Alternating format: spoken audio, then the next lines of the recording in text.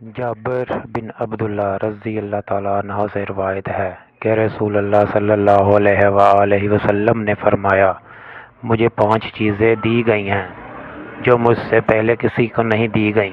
ایک، اللہ نے مجھے خوف سے، میرے دشمنوں کو خوف زدہ کر کے 1 مہینے کی مسافت پر فتح دلائی۔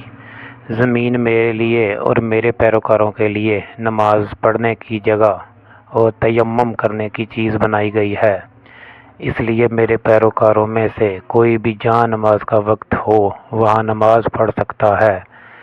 مال غنیمت میرے لیے حلال کر دیا گیا ہے، لیکن مجھ سے پہلے کسی کے لیے حلال نہیں تھا۔ مجھے قیامت کے دن شفاعت کا حق دیا گیا ہے۔ ہر نبی صرف اپنی امت کی طرف بھیجا جاتا تھا، لیکن میں تمام انسانوں کے لیے بھیجا گیا ہوں۔